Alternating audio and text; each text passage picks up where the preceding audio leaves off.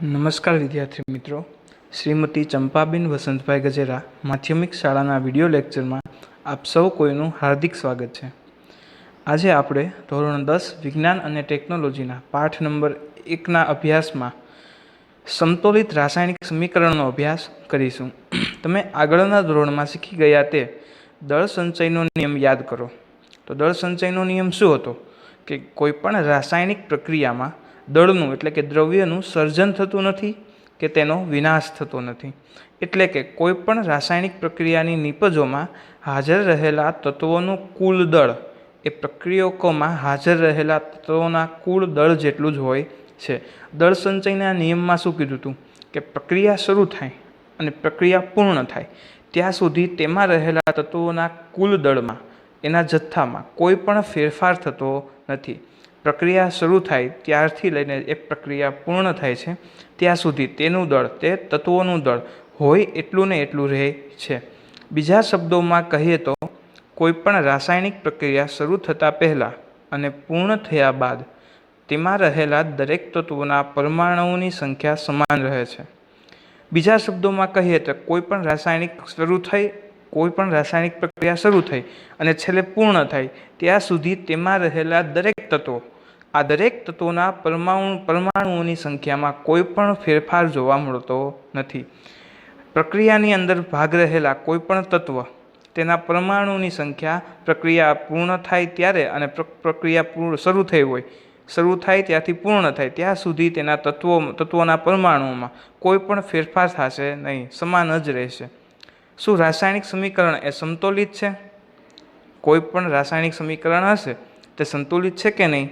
તો આપણે તેને સંતુલિત નહીં હોય તો સંતુલિત કરતા શીખીએ. તો આપણે આગળ એક સમીકરણ જોઈ ગયા હતા, ઝિંક પ્લસ સલ્ફ્યુરિક એસિડ પ્રક્રિયા થઈને શું બનશે? Zinc sulphate plus hydrogen. હવે આ સમીકરણ કેવી રીતે લખેલું છે? તો કે શાબ્દિક સમીકરણ છે.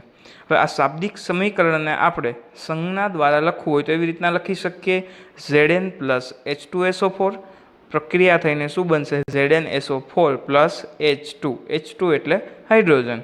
તો ચાલો આપણે તીરની નિશાનીની બંને તરફ રહેલા જુદા જુદા તત્વોના પરમાણુઓની સંખ્યા ચકાસીએ.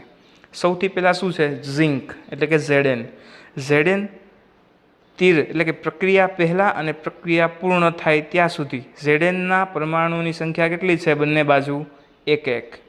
ત્યારબાદ હાઇડ્રોજન, તો હાઇડ્રોજનના પરમાણુની સંખ્યા કેટલી છે બંને તરફ? તો કે 2. પ્રક્રિયા પહેલાં અને પ્રક્રિયા બાદ હાઇડ્રોજન કેટલા છે? 4 4. તો બધા તત્વો એના પરમાણુની સંખ્યા પ્રક્રિયા શરૂ થાય ત્યારે અને પ્રક્રિયા પૂર્ણ થાય ત્યારે સમાન છે. તેથી આપણે કહી શકીએ કે આપેલ સમીકરણ એ સંતુલિત છે.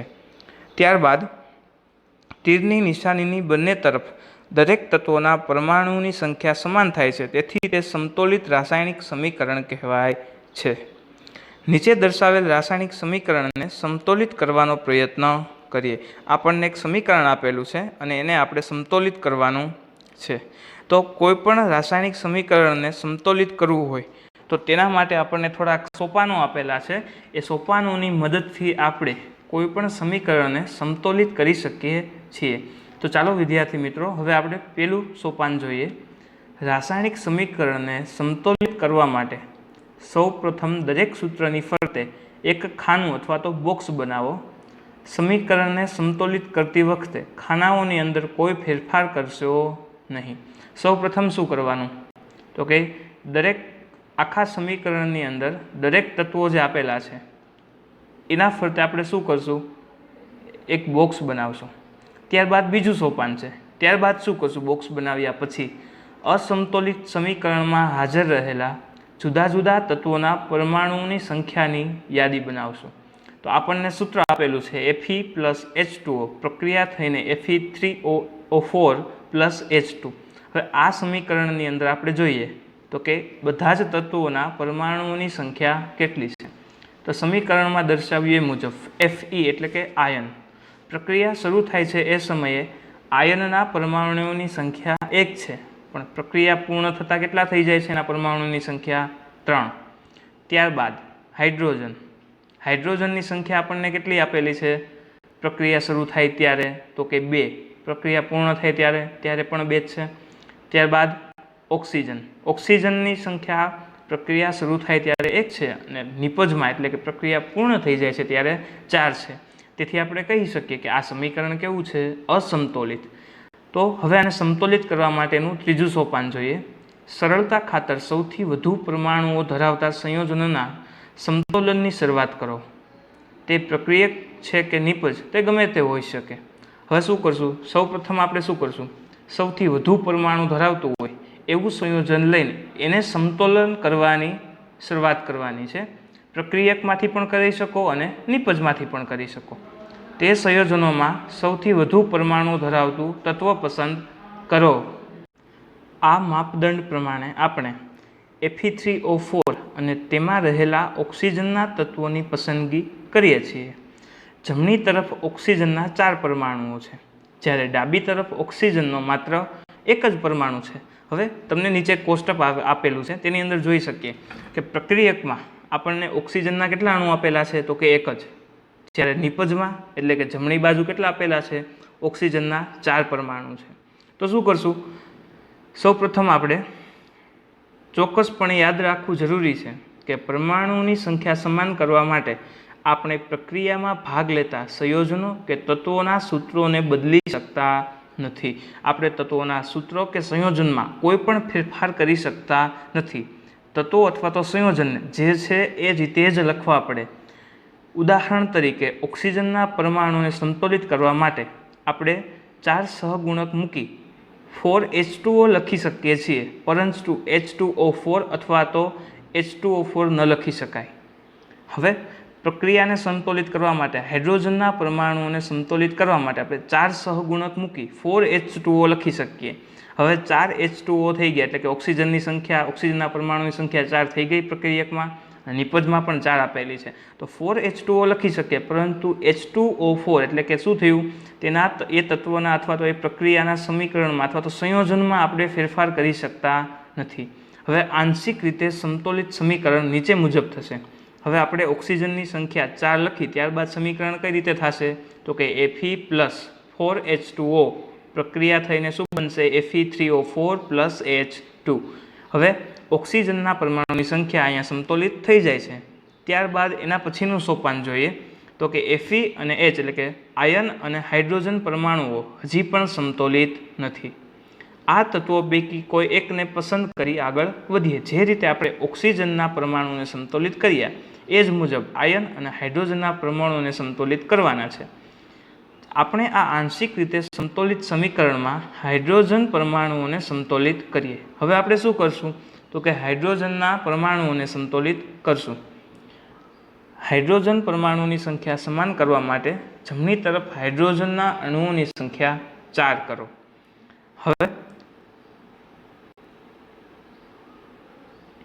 પ્રક્રિયકની અંદર હાઇડ્રોજનના પરમાણુઓની સંખ્યા કેટલી છે? 8 અને નિપજની અંદર કેટલી છે? 2. તો હવે આપણે શું કરશું? પ્રક્રિયકમાં અને નિપજમાં બંનેની અંદર હાઇડ્રોજનના પરમાણુની સંખ્યા સમાન કરવા માટે, સમતોલિત કરવા માટે નિપજની અંદર આપણને 2 હાઇડ્રોજન આપેલા છે. તો શું કરશું? 2ની સાથે 4 સહગુણક મૂકી આપણે સમીકરણ આ રીતે લખી શકીએ કે Fe પ્લસ 4H2O પ્રક્રિયા થઈને શું બનશે? Fe3O4 plus 4H2. હવે આપણે જોઈએ કે ઓક્સિજન અને હાઇડ્રોજન બંને તત્વોના પરમાણુની સંખ્યા કેવી થઈ ગઈ છે? સમાન. ત્યારબાદનું સોપાન જોઈએ. ઉપરયુક્ત સમીકરણ ચકાસો અને સમતોલિત ન થયું હોય તેવું ત્રીજું તત્વ પસંદ કરો. હવે આપણે ઓક્સિજન અને હાઇડ્રોજન આ બંને તત્વોના પરમાણુ સમાન કરી દીધા છે, સમતોલિત થઈ ગયા છે. હવે કયું બાકી રહેશે?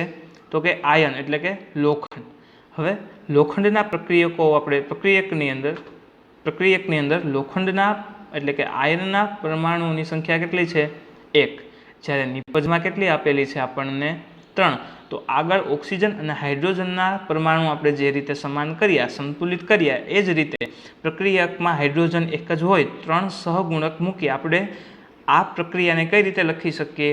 3Fe પ્લસ 4H2O પ્રક્રિયા થઈને નિપજમાં Fe3O4 પ્લસ 4H2.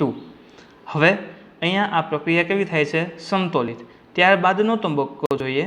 અંતમાં અસંતુલિત સમીકરણની ખરાઈ કરવા માટે આપણે સમીકરણની બંને તરફ રહેલા દરેકે તત્વના પરમાણુની ગણતરી કરીએ. બંને તરફ રહેલા તત્વોના પરમાણુની સંખ્યાઓ સમાન છે. હવે આ સમીકરણ સમતોલિત છે એવું કહી શકાય. તો કે હવે આપણને સમીકરણ શું મળ્યું? એફી કેટલા છે? એફીના પરમાણુ કેટલા છે? 3 પ્લસ 4H2O પ્રક્રિયા થઈને Fe3O4 પ્લસ 4H2.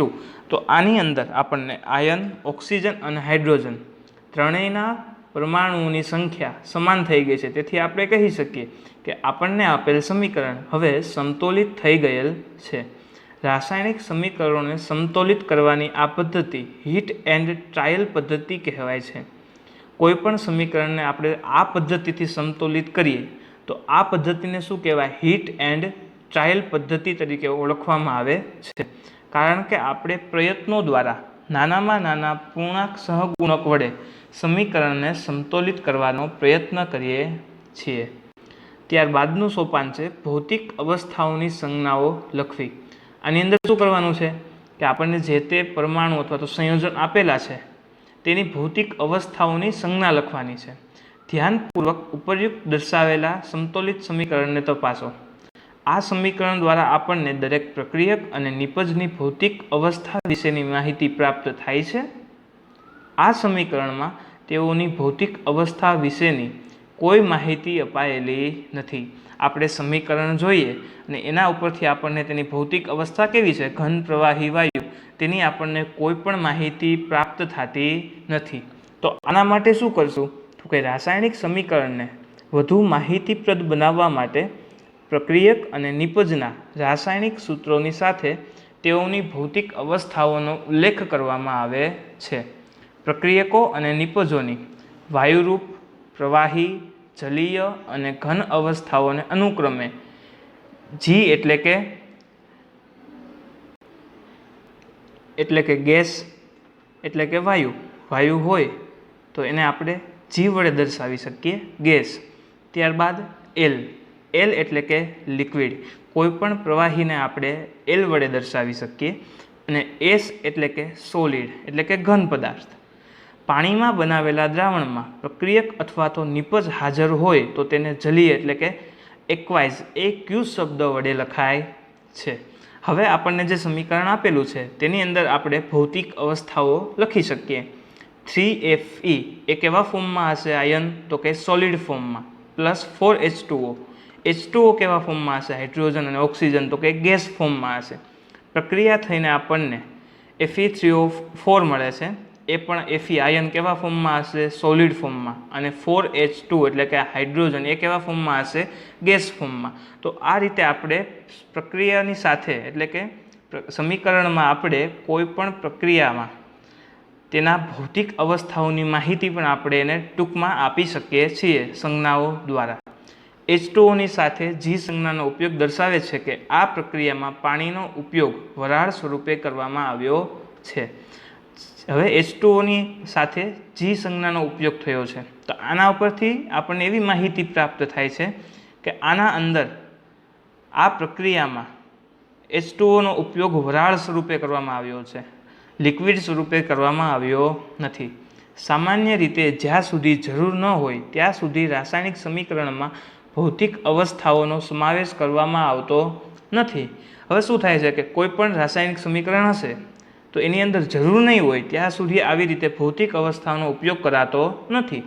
કેટલીક વખત પ્રક્રિયા માટે પરિસ્થિતિઓ જેવી કે તાપમાન, દબાણ, ઉદ્દીપક વગેરેને સમીકરણમાં તીરની નિશાનીની ઉપર અને નીચે તરફ દર્શાવવામાં આવે છે. ઉદાહરણ તરીકે આપણને એક સમીકરણ આપવામાં આવેલું છે CO પ્લસ 2H2 પ્રક્રિયા થઈ, પ્રક્રિયાની સાથે શું હશે? 340 વાતાવરણ અને નિપજ આપણને શું મળશે? CH3OH. મતલબ કે આ પ્રક્રિયા આપણે આગળ ભણી ગયા એ રીતની જ છે, પણ આની અંદર અલગ શું આપણને આપેલું છે? તો કે પ્રક્રિયાની સાથે 340 વાતાવરણ. નીચેની પ્રક્રિયામાં શું આપેલું છે કે સૂર્યપ્રકાશ અને ક્લોરોફિલ. હવે આની કોઈ પણ સમીકરણમાં જ્યારે તાપમાન, દબાણ કે ઉદ્દીપકનો ઉપયોગ કરવામાં આવે છે તો એને ક્યાં લખવાનું? તો કે તીરની નિશાનીની ઉપર અથવા તો નીચે. તો હા, આ સોપાનો દ્વારા હવે આપણે કોઈપણ સમીકરણને સમતોલિત કરી શકીએ છીએ. હવે ત્યારબાદ આપણને નવો મુદ્દો આપેલો છે 1.2 રાસાયણિક પ્રક્રિયાઓના પ્રકાર, એટલે કે રાસાયણિક પ્રક્રિયાઓ કેટલા પ્રકારે થાય છે. તો એનો અભ્યાસ આપણે આના પછીના લેક્ચરની અંદર અભ્યાસ કરીશું. આભાર.